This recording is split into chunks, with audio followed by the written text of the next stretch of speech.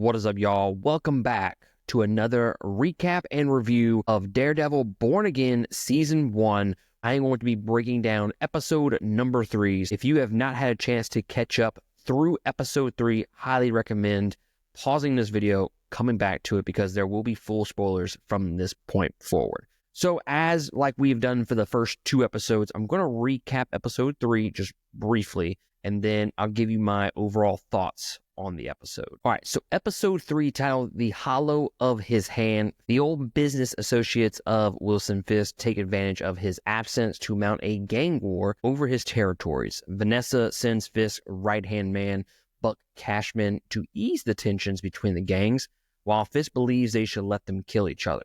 Though Cherry is successfully able to bring Torres to Hector's trial, Torres is intimidated by the police and commits perjury by testifying that he was never actually assaulted. With no other options, Murdock reveals Hector's identity as the White Tiger in open court, despite initially pushing against it. With new witness accounts and police records detailing Hector's heroic deeds, Murdock and Kirsten successfully convince the jury to declare him not guilty on all charges. Fisk denounces the results of the trial and vows to uphold his stance on anti-vigilantism. While on patrol, Hector is murdered by a man wearing the Punisher's skull emblem. So overall, I think this episode is okay. I think this is a solid like 6.5 to 7 range, and if you were wanting to score it on a scale of 0 to 10, definitely not as good as the first 2 episodes, but I don't think that necessarily means that this is a bad episode. And what I mean by that is the fact that this feels ultimately like an episode that you would need to progress the story forward. This seems like one of those episodes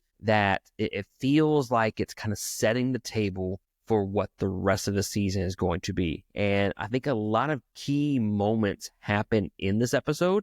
And then while maybe not everything around those moments was, amazing as the first 2 episodes, I still think this episode is needed in order to push the narrative forward. I definitely was not bored by any means. It has some decent moments throughout, like Matt calling out Hector's identity, which I'll get to in just a second. The confrontation with the police officer at the very beginning of the episode, the one that he, beat the shit out of in episode 2.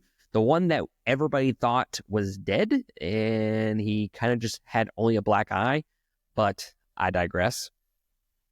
And then obviously the final, 2-3 minutes of the episode was pretty damn good. And those final moments of the episode are ultimately going to be the ones that kind of set up the major conflict for this new series. Now, I just mentioned it, and that is Matt outing Hector as the White Tiger. Something about that moment didn't necessarily sit right with me. And it's really a lot of the things that happened in the actual courtroom. Now, while that drama never really reaches the heights of anything in regards to the courtroom drama of the Punisher in season 2, there is still some tension there throughout with Nikki Torres potentially not making it to court, and they kind of hoodwinked you a little bit, thinking that they were actually going to get to him before he actually got to the court.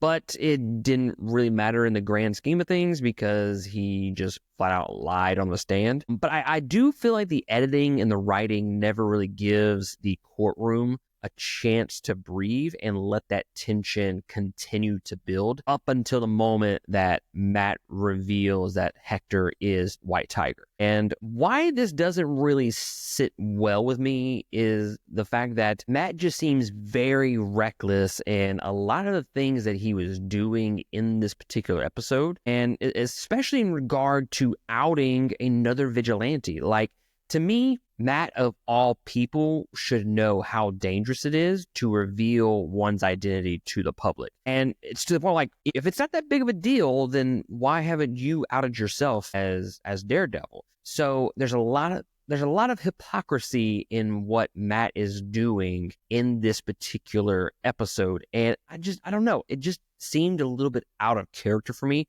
Because while there have been moments of him being reckless through the first 3 seasons of the Netflix Daredevil series, it seemed like it was all in relation to him being reckless was kind of him pushing the point on like Wilson Fisk or somebody else. It seemed more calculated than what he's doing right now. I just feel like this kind of goes against his character just a little bit in the fact that I don't feel like the Matt of like season 3 would have just straight up outed another vigilante against his wishes. It wasn't something that Matt was talking to Hector about, and he was like, hey, I think we might lose this case unless we reveal that you're White Tiger. If that's the case, I think we can get you off. And that didn't happen. It didn't happen. He just flat out took it upon himself to reveal that he was White Tiger. And to me, this episode never gives any of that a chance to breathe,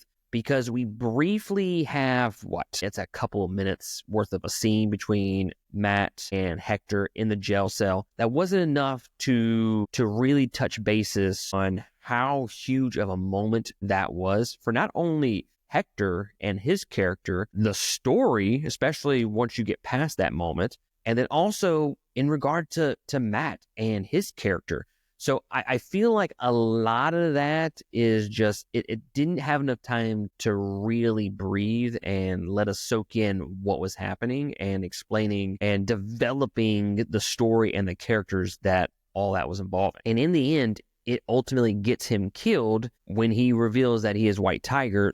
Like, there needs to be consequences for his actions in this episode. Now, is it going to be anything that makes him take up the mantle of Daredevil again? I don't know. I don't think so. I think there's got to be a little bit more. To me, there's got to be something huge in order to bring him back into the mix. I think once he learns, like, I don't think episode 4 is, like, I'm kind of torn. Like, I don't feel like he's going to return as Daredevil in episode 4. I'm thinking it might be like episode 5.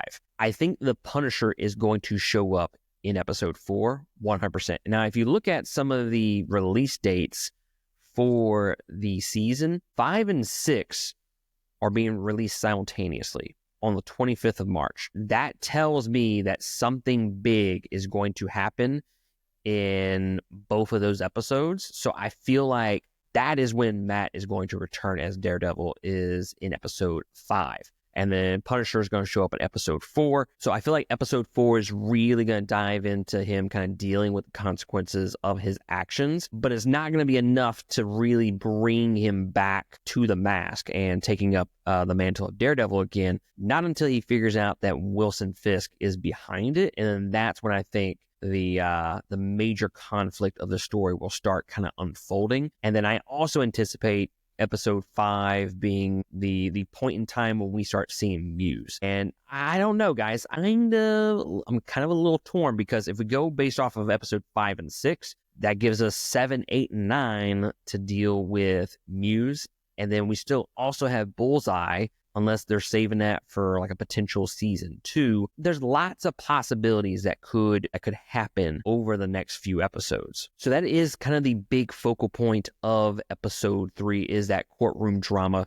There's some other things going on in the background, like Wilson and Vanessa still at odds. I feel like if this would have happened in the Netflix series, maybe it would be a little bit more interesting. I don't want to be that guy that says, oh, it's Disney ruining the Daredevil series.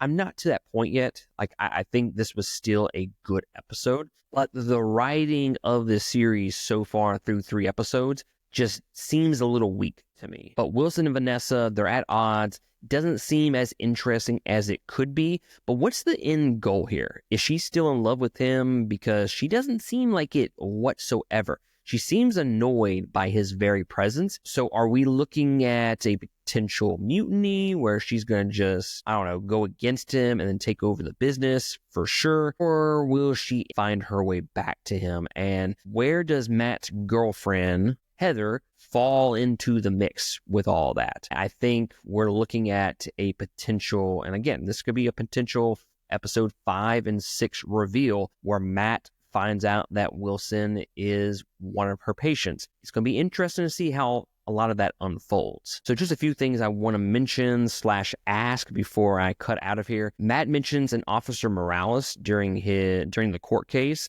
Is that a Miles Morales reference? I don't know. That would be so dope if that, like, the reveal at the end of this season was Miles Morales, like the guy that they're bringing on for like a Spider-Man 4 role or something along those lines. And he's revealed in, I don't know, the final episode of Daredevil. I mean, look, let's be completely honest. That's not going to happen, but it would still be pretty cool. And I think when you look at the MCU in terms of like anything is on the table, they can reveal anything at any time. But I feel like, yeah, maybe a Miles Morales thing would be better suited for, again, like a Homecoming 4 movie rather than Daredevil episode 9 kind of thing. I think it would be cool, but I don't think it's going to happen. And one of the other big things when the episode ended, we see the reveal of a cloaked figure wearing the Punisher skull symbol. And to me, I don't think that's Punisher. I don't think that's Frank Castle whatsoever. I believe that what brings Frank back to the mix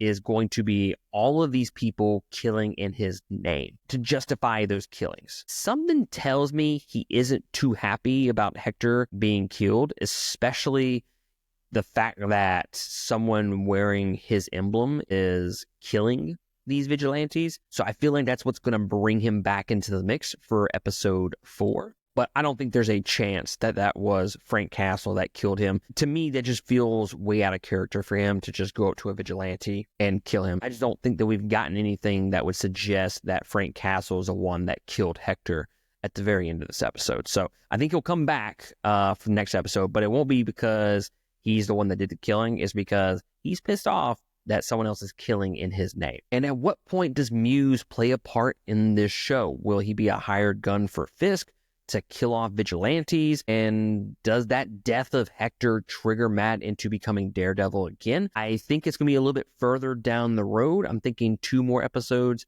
but that is a very important question to kind of keep in the back of our minds on what is going to bring Matt back as Daredevil. Like, what is the big thing that's going to bring him back a year later as a vigilante again? And then the one last thing that I want to mention, and this wasn't really anything that was mentioned in this particular episode. I was thinking about it after the episode ended, and I'm thinking about how Matt is going to deal with Hector being killed. Ultimately, this was Matt's fault. So he's going to be dealing with some shit in the next couple episodes. So that got me thinking, where is Maggie? We have not seen Maggie, and I don't think I've seen her in any of the promotional stuff. I mean, I didn't watch many of the trailers. I think I only watched that one trailer that we reacted to. But outside of that, I didn't watch any of the other promotional stuff. And to me, Maggie was such a big focal point of season 3. And the fact that we haven't gotten any of her in this brand new series makes me question if she's actually coming back, because I feel like Foggy dying / being killed was a huge moment in Matt's life that, and this goes back to my criticism of the first episode, and that was the fact that we didn't get to see Matt grieve for the loss of his best friend. So where is Maggie and all that? You know, she helping him through all of that bullshit? I don't know.